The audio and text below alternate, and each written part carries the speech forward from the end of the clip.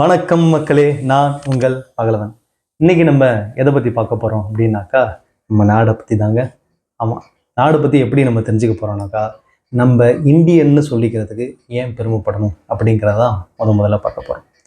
5000 வருஷம் பழமையான சிவிலைசேஷன் நம்மளுடைய நாட்டுக்கு இருக்குது. 5000 வருஷங்க. Just imagine. Indus valley civilisation இல்லாட்டினாக்கா ஹரப்பன் சிவிலைசேஷன் அதை நம்ம சொல்கிறோம். சரி, அப்படி பழமையான சிவிலைசேஷன் மட்டும்தான் கொண்டது நம்ம நாடா அப்படின்னு கேட்டிங்கனாக்கா கண்டிப்பாக கிடையாது. யோகா, மெடிடேஷன் அப்படிக்கெல்லாம் பேர் போன நாடு நம்ம நாடு. அவெஞ்சர்ஸ் படத்தில் ப்ரூஸ் பேனரே ஹல்கா மாறக்கூடாது அப்படிங்கிறதுக்காக, அவருடைய உணர்ச்சிகளாம் கட்டுப்படுத்துறதுக்காக யோகா கற்றுக்கிறதுக்கு நம்ம நாட்டுக்கு வருவார். அப்படிப்பட்ட விஷயங்கள் எல்லாம் தேர்ந்தது நம்மளுடைய இந்தியா. சரி, அப்படியே கொஞ்சம் அதை விட்டு லைட்டாக கொஞ்சம் விலகி வந்தோம்னாக்கா, ஃபிலாசபிக்கல் விஷயம், தத்துவார்த்த விஷயங்கள் நிறையா நம்ம நாட்டில் குறைஞ்சு கிடக்கு அப்படின்னு சொல்லலாம். இது காரணம் என்னன்னாக்கா, பல்வேறு மதங்கள் உருவானது நம்ம நாட்டில். அது மட்டும் இல்லாமல் பல்வேறு வகையான மதங்களும் பின்பற்றப்படுறது நம்ம நாட்டில். இந்து மதம், புத்த மதம், சீக்கிய மதம், இது மதங்கள்லாம் ரொம்ப செழுமையாக நம்ம நாட்டில் வளர்ந்தது அப்படின்னு சொல்லலாம். அது மட்டும் இல்லாமல் பெரும்பாலான மக்கள் நம்ம நாட்டில் இந்துக்களாக இருந்தாலும் இஸ்லாமியர்களும் கிறிஸ்தவர்களும் நிறையா மக்கள் நம்ம நாட்டில் இருக்கிறாங்க. சரி, மதம் மட்டும்தான் நிறையா நம்ம நாட்டில் இருக்கான்னு கேட்டால் கிடையாது. பல்வேறு வகையான மொழிகளும் பேசப்படுது, பல்வேறு வகையான கலாச்சாரங்களும் இருக்குது. அதில் முக்கியமாக பாருங்களேன், கலை நிறையா நம்ம நாட்டில் வளர்ந்ததுக்கு உதாரணமாக கட்டடக்கலை, இலக்கியக்கலை, இசை, முக்கியமாக ஓவியம், இப்படி பல்வேறு வகையான கலைகளுக்கு முக்கியத்துவம் நம்ம நாடு தருது. சரி, இந்த சாஃப்ட் பவராக நம்ம நாடு எதை மதிக்குதுன்னு தெரியுமா? 3 C's நல்லா ஞாபகம் வச்சுங்க. அதில் ஃபஸ்ட்டு C கல்ச்சர், 2வது குசைன், 3வது சினிமா. கல்ச்சர் அப்படிங்கிறதா உங்களுக்கு நல்லாவே தெரியும். நம்மளுடைய நாடு பல்வேறு வகையான கலாச்சாரங்களுக்கு உட்பட்டது. மதம் ரீதியாகவும் சொல்லலாம், அது மக்களுடைய பண்பாடு ரீதியாகவும் சொல்லலாம், இல்லை சமுதாய ரீதியாகவும் சொல்லலாம். ஏன் ஊர் ரீதியாக கூட ஒவ்வொரு வகையான கட்டுப்பாடுகள் இருக்குது. குசைன் அப்படின்னாக்கா உங்களுக்கு தெரியும், அது நம்மளுடைய ஃபேமஸான குசைனாக இருக்கட்டும். நார்த் இந்தியாவுக்குன்னு ஒரு உணவு வகைகள் இருக்குது, சவுத் இந்தியாவுக்குன்னு ஒரு உணவு வகைகள் இருக்குது. சவுத் இந்தியான்னு எடுத்துக்கிட்டாக்கா அதுலேயே நிறைய உணவு வகைகள் இருக்குது. நார்த் இந்தியான்னு எடுத்துக்கிட்டாக்கா அதுக்கு தனியாக நிறைய உணவு வகைகள் இருக்குது. வெளிநாட்டுடைய உணவு வகைகளும் நம்ம நாட்டில் ஜாலியாக என்ஜாய் பண்ணலாம். ஏன்னா சோறு முக்கியம் இல்லையா? ஓகே, அது மட்டும் இல்லாமல் 3வதாக இருக்கக்கூடிய அந்த சினிமா. இந்த பாலிவுட்டுக்கும் ஹாலிவுட்டுக்கும் அவ்வளோ டிமாண்ட் நம்ம நாட்டில் இருக்குது. நம்ம பாலிவுட் சினிமாவே நிறைய பேரால் ரசிக்கப்படுது. இதை பாலிவுட்டுக்கு அடுத்ததாக இருக்கிறது என்னன்னாக்கா நம்மளுடைய கோலிவுட், தமிழ் சினிமா இண்டஸ்ட்ரி தான். அதுக்கு மிகப்பெரிய மார்க்கெட் வேர்ல்டு வைடாக இருக்குது. ஆரியபட்டா, ஸ்ரீனிவாச ராமானுஜன், இவங்கெல்லாம் மிகப்பெரிய கான்ட்ரிபியூஷன் நம்மளுடைய மேத்தமெட்டிக்ஸ்க்கு பண்ணியிருக்காங்க. கலைகளுக்கு மட்டும் இல்லை, அப்போ நம்மளுடைய சயின்ஸ் அண்ட் மேத்தமெட்டிக்ஸ்க்கும் நிறைய கான்ட்ரிபியூஷன் நம்ம நாட்டிலேருந்து உள்ளவங்க பண்ணியிருக்கிறாங்க. அதில் அடுத்ததாக யார் அப்படின்னு பார்த்தீங்கன்னாக்கா சர் சி வி ராமன், ஃபிசிக்ஸில். இப்போ நான் சொன்னது எல்லாமே மேத்ஸ் அண்ட் சயின்ஸில் உள்ள பேர்களாக ஆகட்டும். ஏன்னா சர் சி வி ராமன் கூட நோபல் பரிசு வாங்கியிருக்கிறார். ஆனால் ஃபஸ்ட்டு நான் யூரோப்பியன் டு வின் நோபல் பரிசு யாருன்னு தெரியுமா? நம்மளுடைய ஜனகண மனகதி அப்படிங்கிற தேசிய கீதத்தை எழுதின ரவீந்திரநாத் தாகூர் தான். அது ரொம்ப பெருமையான ஒரு விஷயம், நிறைய பேருக்கு இது தெரியாது. அது மட்டும் இல்லாமல் நம்மளுடைய Mangalyaan project, first ever country to launch the satellite to the Mars, அது மிகப்பெரிய பெருமையான ஒரு விஷயம். ஏன்னா ஃபஸ்ட்டு லான்ச்லேயே சக்ஸஸ் அடைஞ்சிருக்கு. அது நம்ம இந்தியன்னு சொல்லிக்கிறதுக்கு கண்டிப்பாக பெருமைப்படணும். நிறையா எக்கனாமிக்கலாக இந்தியா குரோ ஆகிட்டுருக்கு. ஃபார் எக்ஸாம்பிள் டெக்னாலஜி எடுத்துக்கிட்டாலும் சரி, மேனுஃபேக்சரிங் இண்டஸ்ட்ரியில் எடுத்துக்கிட்டாலும் சரி, அதில் இந்தியாவுடைய வளர்ச்சி அபரிமிதமாக இருந்துகிட்டு இருக்குது. அப்போது நம்ம பழசை மட்டும் சொல்லிக்கிட்டு பெருமைப்பட்டுக்கிட்டு இருக்கக்கூடாது. இப்போ நம்மளுடைய இந்தியா எப்படி இருக்குன்னு தெரிஞ்சுக்கணுங்கிறதுக்காக தான் இந்த விஷயங்கள் நான் சொல்கிறேன். இந்தியாவுடைய கான்ஸ்டியூஷன் எனக்கு பர்சனலாக ரொம்ப பிடிச்சதுனாக்கா ஃப்ரீடம் டு ஸ்பீச். இப்போ நான் உங்கள்கிட்ட பேசிகிட்டு இருக்கேன் இல்லையா, அந்த ஃப்ரீடம் ஆஃப் எக்ஸ்பிரஷன் இருக்குது. இதை நான் யூடியூப்பில் போடுறதுனால நிறையா மக்கள் இதை பார்க்குறாங்க. இவ்வளோ ஏன் குறிப்பிட்ட அரசியல் தலைவர்களை விமர்சனம் பண்ணுறதுக்கு கூட சோஷியல் மீடியாவில் மக்களுக்கு உரிமை இருக்குது. சில நாடுகள்லாம் வாயை திறந்தாங்க அரசியல் தலைவர்களை பற்றி, அவ்வளோதான். எந்த நாடு சொல்கிறேன்னு உங்களுக்கு கண்டிப்பாக புரிஞ்சிருக்கும். அது மாதிரி இந்தியா எந்த விதத்தில் ரொம்ப ரொம்ப தனித்துவமாக இருக்குது அப்படின்னாக்கா, லார்ஜஸ்ட் டெமோக்ராட்டிக் கண்ட்ரி. நம்ம நாடு வந்து வல்லரசு ஆகிறதுக்கு வந்து போராடிக்கிட்டு இருந்தாலும் குடியரசாக இருக்கு இல்லையா, அதில் மக்களுடைய பாப்புலேஷனை கன்சிடர் பண்ணி லார்ஜஸ்ட் டெமோக்ராட்டிக் கண்ட்ரியாக இருக்குது. இந்த விஷயங்கள் மட்டும்தான் நம்மளோட நாட்டுக்கு பெருமை செய்யுதான்னு கேட்டாக்கா இல்லை. அஜோர் பெரிய கோயிலை பார்க்குறதுக்கு ஒரு நாளைக்கு வந்து ஆயிரக்கணக்கான மக்கள் வந்து பல்வேறு நாட்டிலேருந்து வராங்க. அப்போ இன்க்ரெடிபிள் இந்தியா அப்படிங்கிற டூரிசம் வந்து ப்ரமோட் பண்ணுறது உண்மையாகவே இந்தியா வந்து இன்க்ரெடிபிளாக இருக்கனால தான். நார்த் இந்தியாவில் இருக்கிற ஹிமாலயாஸ்லேருந்து வந்து நம்மளுடைய கன்னியாகுமரியில் இருக்கிற திருவள்ளுவரோட சிலை வந்து பார்க்குறதுக்கு அவ்வளவு கூட்டம் வந்து குமிஞ்சிக்கிட்டு இருக்கு ஒரு நாளைக்கு. சில குறிப்பிட்ட விஷயங்களா வெஸ்ட் பெங்காலோட பெங்கால் டைகர் ஆகட்டும், இல்லைனாக்கா இந்தியன் எலிஃபென்ட்ஸ் ஆகட்டும், இப்படிப்பட்ட விலங்கினங்கள் வந்து வேறு எங்கேயுமே நம்ம பார்க்க முடியாது. அந்த விதத்தில் கூட நம்ம நாடு ரொம்ப பெருமை மிக்கது அப்படின்னு சொல்லலாம். பெருந்தலைவர் அப்படின்னு நம்ம எடுத்துக்கிட்டோம்னாக்கா கண்டிப்பாக மகாத்மா காந்தியை நம்மளால் மறக்கவே முடியாது. அவருடைய விஷயம் எது ரொம்ப மக்களை வந்து ஈர்த்ததுனாக்கா அவருடைய சகிப்புத்தன்மை, அமைதியான முறையில் நம்ம கையாளணும், வன்முறையை வந்து தவிர்க்கணும் அப்படிங்கிற விஷயம்தான். அப்போ நான் வயலன்ஸ் அப்படிங்கிற ஒரு விஷயத்தினாலேயே அவர் வந்து குறியீடாயிட்டார். உலகத்தில் உள்ள நிறைய நாட்டில் அவருடைய சிலை வந்து இருக்குது. அப்போது மகாத்மா காந்தி நம்ம இந்தியாவுக்கு தேசப்பிதாவாக நம்ம எடுத்துக்கலாம்னா கூட சில பேர் அவர் மிகப்பெரிய தலைவர் அப்படிங்கிறத மாற்று கருத்தே கிடையாது. சரி, நிறைய விஷயங்கள் நம்ம இந்தியனா எப்படி இருக்கணும் அப்படிங்கிறதுல நம்ம பேசியாச்சு. இப்போ அடுத்ததாக நம்ம என்ன பார்க்க போகிறோம்னாக்கா, எப்படி நம்ம இண்டிபெண்டன்ஸ் டே வந்து செலிப்ரேட் பண்ணலாம், ஒரு அமைப்பினராக இருந்தாக்கா எப்படி செலிப்ரேட் பண்ணலாம் அப்படிங்கிறதான் பார்க்க போகிறோம். அதில் முதல் விஷயம், இப்போ நிறையா ஃப்ரீடம் ஃபைட்டர்ஸை பற்றி நம்ம வந்து பேசுகிறோம். தெரிஞ்ச ஃப்ரீடம் ஃபைட்டரை பற்றியே நம்ம திரும்ப திரும்ப பேசிக்கிட்டு இருக்கிறதுல எனக்கு தெரிஞ்சு பெருசாக எந்த ஒரு இம்பேக்டும் ஏற்பட போகிறது கிடையாது. ஒரு குறிப்பிட்ட ஊரில் தேசத்துக்காக வந்து போராடின தலைவர் வந்து ஒருத்தர் இருந்திருக்கலாம்.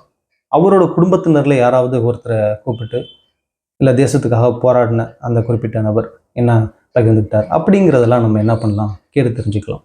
அப்போ ஒரு மாஸ் கேதரிங் வந்து ஏற்பட்டு நம்ம கருத்து வந்து பரிமாறிக்கிறதுல ஒரு ஆரோக்கியமான ஒரு விஷயம் வந்து ஏற்படும் நான் நினைக்கிறேன். ரெண்டாவது விஷயம் ரொம்ப முக்கியமான ஸ்டோரி டெல்லிங்.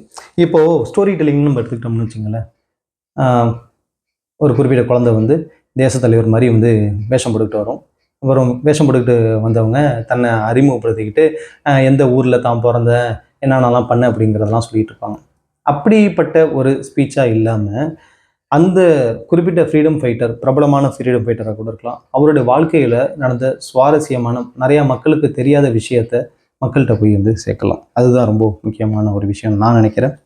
ஃப்ரீடம் ஃபைட்டரை பொறுத்து நம்ம ஒரு மீட்டிங் வந்து அரேஞ்ச் பண்ணலாம். லிட்ரேச்சர் கிளப், இலக்கிய அமைப்புகள் வந்து ஃபார் எக்ஸாம்பிள் மகாத்மா காந்தி வந்து அவருடைய ஆட்டோபயோகிராஃபியில் மை எக்ஸ்பெரிமெண்ட்ஸ் வித் ட்ரூத்தில் என்ன சொல்லியிருக்காரு அப்படிங்கிற சாராம்சத்தை சொல்லலாம். அப்படி ஒவ்வொரு தேச தலைவர்களும், ஜவஹர்லால் நேரு, பகத்சிங் அவர்லாம் என்ன சொல்லியிருக்காரு அப்படிங்கிற ஒரு கருத்தை வந்து நம்ம வந்து வெளிப்படுத்திக்கிறதுக்கு இந்த லிட்ரேச்சர் கிளப் வந்து நம்ம பயன்படுத்திக்கலாம்.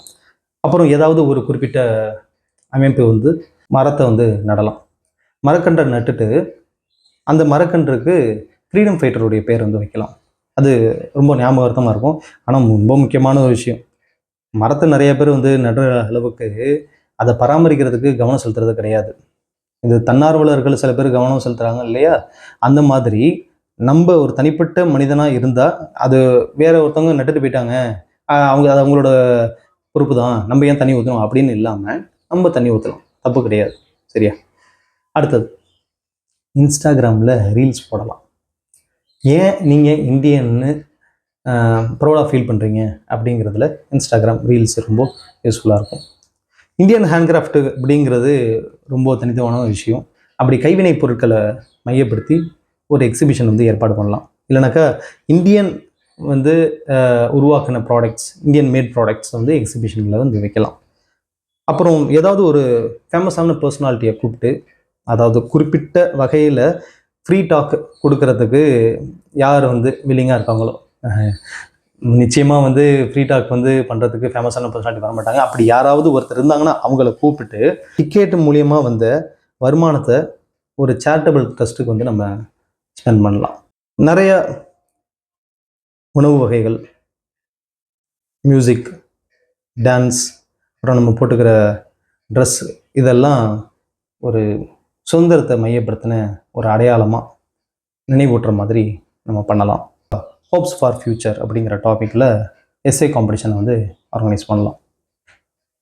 சரி, இது ஏன் ஆர்கனைஸ் பண்ணோம் அப்படின்னு நீங்கள் கேட்டிங்கனாக்கா, நிறையா ஸ்கூல்ஸ் அண்ட் காலேஜஸ் ஆகட்டும், யாராவது ஒரு குறிப்பிட்ட ஸ்டாஃப் வந்து எழுதி தருவாங்க. அது ஸ்டூடெண்ட் போய் என்னென்னு சப்மிட் பண்ணுவாங்க. அது தன்னுடைய எஸ்ஏ அப்படின்னு சொல்லிட்டு சப்மிட் பண்ணிடுவாங்க. இப்படி இல்லாமல் நம்ம என்ன பண்ணலாம்னாக்கா, நம்மளுடைய நாலேஜுக்கு என்ன வந்து தெரியுமோ அதை ஸ்டூடெண்ட்ஸ்கிட்ட தெரியப்படுத்தி அவங்களுடைய ஓன் லாங்குவேஜில் எழுத வைக்கணும். இது அவங்களுடைய லாங்குவேஜ் ஸ்கில்லை டெவலப் பண்ணுறதுக்கும் ரொம்ப யூஸ்ஃபுல்லாக இருக்கும். சரி, இதெல்லாம் ஒரு ஆர்கனைசேஷனாக நிறைய பேரோட கூட்டு முயற்சினால் எப்படி வந்து சுதந்திர தினத்தை வந்து கொண்டாடலாம் அப்படிங்கிறதுக்கான டிப்ஸ் நான் சொன்னேன். வீட்டில் எப்படி நம்ம கொண்டாடலாம்பா அப்படிங்கிறதுக்காக தான் இப்போ அடுத்ததை நம்ம சொல்ல போகிறோம். ரங்கோலி டிசைனு வாசலில் போடலாம் சுதந்திர தினத்தை மையப்படுத்தி. ஏன்னா நம்ம பொங்கலுக்கு டிசைன் போடுறோம், தீபாவளிக்கு வந்து போடுறோம். சுதந்திர தினத்துக்கு நிறைய பேர் போடுறதில்ல, அதனால் அது போடலாம். கையில் மெஹந்தி டிசைன் வந்து போடலாம், ரிலேட்டட் டு இண்டிபெண்டன்ஸ் சொல்கிறேன். அடுத்தது முக்கியமாக ட்ரை கலர் சட்னி செய்யலாம். ட்ரை கலர் சட்னின்னா என்னன்னா, தக்காளி சட்னி, தேங்காய் சட்னி, புதினா சட்னி, இந்த 3 கலரும் சேர்ந்தாப்புல அப்படியே அழகாக நம்ம இட்லியோ இல்லைன்னா அதுக்கு அந்த சட்னியை வச்சுக்கிட்டு தோசைக்கோ தொட்டு சாப்பிட்டாக்கா எவ்வளோ சூப்பராக இருக்கும். இமேஜின் பண்ணுங்கள். பேட்ரியாட்டிக் மூவிஸ் நிறையா இருக்குங்க. முக்கியமாக சொன்னாக்கா சங்கரோட இந்தியன் 2 சொல்ல இந்தியன், ஓகே, லகான், அப்புறம் ரங் தே பசந்தி, காந்தி ரொம்ப நல்லா போடும். அதெல்லாம் நம்ம குடும்பத்தோடு உட்காந்து பார்க்கலாம். அப்புறம் வந்தே மாதரம் இல்லை மா துஜே ஏ சலம், அதெல்லாம் குடும்பத்தோடு சேர்ந்து உட்காந்து கரோக்கி ப்ளே பண்ணிவிட்டு பாடலாம். ஏன்னா நிறைய பேர் அவங்க ஃபேமிலியோட ஸ்பெண்ட் பண்ணுறது கிடையாது. சுதந்திர தினத்துக்கு லீவ் விட்றாங்க. அப்போ எல்லோரும் வீட்டில் தான் இருப்போம். அப்போ ஃபேமிலியோட இப்படி ஜாலியாக பாட்டு பாடி என்ஜாய் பண்ணுறதுல தப்பு இல்லைன்னு நான் நினைக்கிறேன். அடுத்தது ஜனகன மனகதியை வந்து நம்ம வாய் விட்டு பாடலாங்க. மற்றவங்க பாடுறதுக்கு நம்ம நிற்கிறோம், சரி, 1 நிமிடத்துக்கும் கம்மியானது தான் நம்மளுடைய தேசிய கீதம். ஆனால் நம்ம ஒரு முறையாவது ரிப்பப்ளிக் டே அன்னைக்கும் இண்டிபெண்டன்ஸ் டே அன்னைக்கும் நம்ம வாய் விட்டு பாடுறதுல எந்த ஒரு தப்பும் கிடையாது. அது நம்ம பழக்கப்படுத்திக்கணும். அப்புறம் ஃப்ளாக் ஹாய்ஸ்டிங் கண்டிப்பாக அவங்க வீட்டில் வந்து பண்ணணும். இந்த ஃப்ளாக் ஹாய்ஸ்டிங் அப்படிங்கும்போது நான் சில விஷயங்கள் வந்து உங்களுக்கு டிஸ்பிளே பண்ண வேண்டிய ஒரு கட்டாயத்தில் இருக்கிறேன். இந்த ஃப்ளாக் இருக்குது இல்லையா, இந்த ஃப்ளாக் வந்து 28 இன்ச்சு 22 இன்ச்சு அப்படிங்கிற லென்த் அண்ட் பிரெத்தில் வந்து இருக்குது. இந்த வகையான ஃப்ளாக் வந்து நீங்கள் ஆப்ட் பண்ணாதீங்க. ஏன்னா நம்மளோட இந்தியன் ஃப்ளாக் வந்து எப்படி இருக்கணும்னாக்கா, it should be in 3:2 ratio. அப்போ அந்த 3:2 ரேஷியோவில் இருக்கிற சில ஃப்ளாக் மட்டும்தான் அந்த ரேஷியோவில் கரெக்டாக எக்ஸாக்டாக இருக்கும். அதை நீங்கள் பார்த்து வாங்க. ஸோ இந்த ஃப்ளாக் 18 இன்ச்சஸ், இங்கே வந்து 12 இன்ச்சஸ் லென்த் அண்ட் பிரெத் கரஸ்பாண்டிங்காக. அப்போ இந்த மாதிரியான ஃப்ளாக் வந்து நீங்கள் வாங்கிக்கிட்டீங்கன்னா, இப்போ பாருங்கள் சைடில் வந்து ரோப் வந்து கொடுக்கப்பட்டிருக்கு. இதை நம்ம கம்பத்தில் வந்து நம்ம கட்டிக்கலாம். ஸோ இந்த ஃப்ளாக் வந்து நம்ம ஹாய்ஸ் பண்ணும்போது எப்படி முக்கியமான விஷயங்கள் நம்ம நோட் பண்ணோம்னாக்கா, அதை எரெக்டாக இருக்கணும். அது எந்த ஒரு ஆங்கிள்லேயும் அப்பார்ட் ஃப்ரம் 90 டிகிரி வந்து சாஞ்சி வந்து இருக்கக்கூடாது. அது சில நாடுகளில், மலேசியா மாதிரி நாட்கள்லாம் என்ன பண்ணுறாங்க, அதை என்கரேஜ் பண்ணுறாங்க. ரொம்ப சில நாடுகளில், சிங்கப்பூர், ஈவன் அமெரிக்காவில் கூட. ஆனால் நம்ம நாட்டில் அப்படி வந்து ஹாய்ஸ்ட் பண்ணப்படுறது கிடையாது. ஈவினிங் 6 o'clock முன்னாடி ஃப்ளாகை ஹாய்ஸ்ட் பண்ணப்பட்டதை வந்து இறக்கிறது இல்லை கழட்டுறது வந்து நல்லது. சரி, இந்த ஃப்ளாக் அப்படிங்கிற ஒரு விஷயத்தை பற்றி பேசும்போது இன்னும் சில விஷயங்கள்லாம் சொல்ல வேண்டிய ஒரு கட்டாயத்தில் வந்து நான் இருக்கிறேன். பொதுவாக நம்ம ஃப்ளாக் வந்து செஸ்ஸில் வந்து பேப்பரால் செய்யப்பட்ட ஃப்ளாக் வந்து நிறைய பேர் குத்துறாங்க. சில பேர் வந்து மேலே பச்சை கலர் இருக்கிற மாதிரிலாம் வந்து குத்துறது உண்டு. மேலே ஆக்சுவலாக சாஃப்ரான் வரணும், கீழே தான் வந்து பச்சை கலர் வரணும். ஆனால் ஒரு விஷயத்தை வந்து யோசிச்சு பாருங்கள். நம்மளுடைய தேசப்பற்ற நம்மளுடைய நாட்டோட தேசிய கொடியை குத்தி கிழிச்சு அதை காயப்படுத்தி தான் நம்ம வெளிப்படுத்தணும்னு ஏதாவது இருக்கா? அவசியம் இல்லை இல்லையா? நம்ம என்ன பண்ணலாம்னா, நம்மளுடைய நாட்டோட தேசிய கொடியை அவமானப்படுத்தாமல் இருக்கலாம். மிஞ்சி போனோம். என்னதான் இப்படி சொல்கிறீங்களே அப்படின்னு உங்களுக்கு வந்து அதிர்ச்சியாக இருக்கலாம். இப்போ பாருங்களேன், நம்ம பேப்பரால் செய்யப்பட்ட அந்த ஃப்ளாக் வந்து நம்ம குத்துறோம். குத்தி அதனோட பயன்பாடு குண்டூசி வச்சு தான் பெரும்பாலும் குத்துவாங்க. அந்த குண்டூசி வந்து கலந்துருக்கலாம் ஆக்சிடென்டலாக, இல்லாட்டினாக்கா வந்து மிஸ்பிளேஸ் பண்ணி அந்த ஃப்ளாக் எங்கேயாவது வச்சுருவாங்க. அது காற்றுல பறந்து போயிடும். இது உண்மையாக நான் பார்த்த சம்பவம் சொல்கிறேன். சில பேரோட காலில் அது மிதிப்படுது. ஸ்கூலில் உள்ள ஆயம்மா என்ன பண்ணுறாங்கன்னா, அதை அப்படியே கூட்டிகிட்டு போகிறாங்க. இதை நம்ம நாட்டோட தேசிய கொடியை பாருங்கள். இப்படிலாம் தான் நம்ம நாட்டோட தேசிய கொடியை நம்ம அவமானப்படுத்திகிட்டு இருக்கோம். இப்படிப்பட்ட கல்ச்சர் வந்து வேறு எந்த நாட்டிலையுமே இல்லை. எப்படி அவங்கவுங்க நாட்டோட தேசிய கொடியை யாரும் குத்தி கிழிச்சு காயப்படுத்தி அவமானப்படுத்துறது கிடையாது. USA, Canada, France, Brazil, Mexico, Nigeria இப்படிப்பட்ட நாடுகள்லாம் காரில் தேசிய கொடியை பறக்க விடுறாங்க. இன்னும் நிறைய நாடுகளில் கூட இது நடக்கிறது உண்டு. வீட்டில் அவங்க ஃப்ளாக் வைஸ் பண்ணுறாங்க. அவங்கெல்லாம் வந்து ஃப்ளாக் வந்து ஒரு குறிப்பிட்ட டிகிரியில் சாய்ந்து இருக்கிறத அவங்கெல்லாம் பெரிய தப்பாக எடுத்துக்கலாம். கர்ச்சீஃப் பயன்படுத்துகிறாங்க அவங்க நாட்டோட தேசிய கொடி. அது அவங்களுக்கு அவமானமாக வந்து தெரியல. நீங்கள் கூட நிறைய படங்களில் பார்த்துருப்பீங்க, தலையில் கட்டியிருப்பாங்க, கையில் கட்டியிருப்பாங்க, அப்படிலாம் பண்ணுறது உண்டு. ஷர்ட்ஸில் அதை பயன்படுத்துகிறாங்க தேசிய கொடியை. இப்படி அவங்க நாட்டோடைய கலாச்சாரத்தில் அவங்களுடைய தேசிய கொடி வந்து இப்படி பிளெண்ட் ஆகிடுச்சு. அதனால் என்னை பொறுத்த வரைக்கும் ஒரு பர்சனலான ரெக்வஸ்ட், இப்படிப்பட்ட பேப்பரில் செய்யப்படுற கொடியை நம்ம நெஞ்சு மேலே குத்தி காயப்படுத்தணும் அவசியம் இல்லை. நம்ம நாட்டோட தேசியப்பற்ற நம்ம நெஞ்சத்தில் பச்சை குத்திங்க, அது போதும். சரி, அப்போ எப்படிப்பட்ட விஷயங்கள்லாம் நம்ம பயன்படுத்திக்கலாம் இந்த நம்மளோட பேட்ரியாட்டிக்கை நம்ம வெளிப்படுத்தணும் அப்படின்னாக்கா, ரிப்பப்ளிக் டே அன்றைக்கும் இண்டிபெண்டன்ஸ் டே அன்றைக்கும் இப்போ நான் குத்திருக்கேன் இல்லையா, இப்படிப்பட்டது. ஏன்னா இதுக்கு பின்னாடி பாருங்கள், பின் வந்து தந்திருக்காங்க. ஸோ இந்த பின் மூலியமாக நம்ம ஈஸியாக என்ன பண்ணிக்கலாம்னாக்கா, இதை எடுத்துட்டு திரும்ப வந்து நம்ம எங்கே வந்து அதை குத்தணுமோ அதை நம்ம பின் பாயிண்ட் பண்ணிடலாம். ஸோ இப்படிப்பட்ட வகையிலெல்லாம் நமக்கு நிறைய, இப்போ நான் போட்டிருக்கிறது 10 ரூபா தான், இதுவும் 10 ரூபா தான். இதே விழா அமைப்புகள்லாம் வந்து பார்த்திங்கனாக்கா நமக்கு இப்படிப்பட்ட ஒரு விஷயம் வந்து தருவாங்க. இதில் விழா அமைப்பினருடைய பேர் வந்து கண்டிப்பாக வந்திருக்கும். அதுக்கு பதிலாக இப்போ நமக்கு இந்தியன் ஃப்ளாக் இப்படி வந்துருச்சு, இது 20 ரூபா. இதுலேயும் அதே ஃபெசிலிட்டி தான். ஸோ பின் வந்து தரப்பட்டிருக்கு. அதில் நம்ம என்ன பண்ணிக்கலாம்னாக்கா சட்டையோட வந்து இணைச்சிக்கலாம். ஸோ இப்படிப்பட்ட விஷயங்கள்லாம் இருக்குது. இதுதான் முக்கியமான ஃப்ளாக்ஸ் பற்றி நான் சொல்லணும்னு நினச்சது. அடுத்தது பர்சனலான நமக்கு நிறைய எண்ணங்கள் வந்திருக்கும். இந்தியன் இண்டிபெண்டன்ஸ் வந்து தனக்கு இப்படி இருக்குது, நாடோடைய நிலைமை வந்து இப்போ எப்படி இருக்குது அப்படிங்கிறத நம்ம குடும்பத்துக்குள்ளார ஒரு அரை மணி நேரமாவது கண்டிப்பாக வந்து பேசலாம். யாராவது சில்ட்ரன்ஸ் நம்ம வீட்டில் இருந்தாங்கனாக்கா அவங்கள்ட்ட வந்து இந்தியன் ஃப்ளாக் வந்து பெயிண்ட் பண்ணு அப்படிங்கிற டாஸ்க் கொடுக்கலாம். வளையலில் வந்து ட்ரை கலர் பெயிண்ட் பண்ணு அப்படிங்கிற ஒரு டாஸ்க் வந்து நம்ம கொடுக்கலாம். அப்படி இல்லைனாக்கா இண்டிபெண்டன்ஸுக்கு நம்ம கிரீட்டிங் கார்டு, ஏன்னா பொங்கல் தீபாவளிக்கெல்லாம் கிரீட்டிங் கார்டெலாம் 1990 வழக்கு ஒழிஞ்சிருச்சு. அதை நம்ம என்ன பண்ணலாம்னாக்கா இண்டிபெண்டன்ஸ் டே கூட கிரீட்டிங் கார்டு வந்து செய்யக்கூடிய அளவுக்கு நம்ம என்கரேஜ் பண்ணலாம். இப்படிப்பட்ட ஈவெண்ட்ஸ்லாம் நம்ம செய்கிறோம் இல்லையா, இதை நம்ம சோஷியல் மீடியாவில் ஷேர் பண்ணலாம். எதுக்கு ஷேர் பண்ணலாம்னா, நான்லாம் என்ன பண்ணியிருக்கேன் பாரு அப்படின்னு பெருமையாக வெளிப்படுத்திக்கிறதுக்காக மட்டும் இல்லை, மற்றவங்களையும் இதை பண்ண வைக்கிறதுக்கு நம்ம என்கரேஜ் பண்ணலாம். அப்புறம் ரொம்ப முக்கியமான ஒரு விஷயம், ஆர்ஃபனேஜுக்கும் ஓல்டேஜ் ஹோமுக்கும் நம்ம போய் விசிட் பண்ணி அவங்களோட ஒரு அரை நாள் வந்து ஸ்பெண்ட் பண்ணலாம். இப்படிப்பட்ட விஷயங்கள்லாம் என்கரேஜ் பண்ணலான்னு நான் நினைக்கிறேன். ஸோ இது எல்லாமே என்னுடைய கருத்துக்கள். இதில் ஏதாவது உங்களுக்கு முரண்பாடாக இருந்ததுனாக்கா சகிச்சுக்குங்க, அவ்வளோதான் என்னால் சொல்ல முடியும். இதில் வேறு ஏதாவது புதுசாக இம்ப்ளிமெண்ட் பண்ண முடியும் அப்படின்னு நீங்கள் நினச்சிங்கனாக்கா கண்டிப்பாக மறக்காமல் கமெண்ட் செக்ஷனில் கமெண்ட் பண்ணிவிடுங்க. ஏன்னா நிறைய பேர் நம்ம வீடியோ வந்து பார்க்குறாங்க, பிடிச்சிருக்குன்னு எனக்கு தெரிஞ்சவங்களே வாயுவிலே சொல்கிறாங்க, ஆனால் லைக் பண்ண மாட்டேங்கிறாங்க, என்னோடய ஸ்டூடெண்ட்ஸ் உட்பட. அதனால் நீங்களும் அதே தப்பு பண்ணாதீங்க.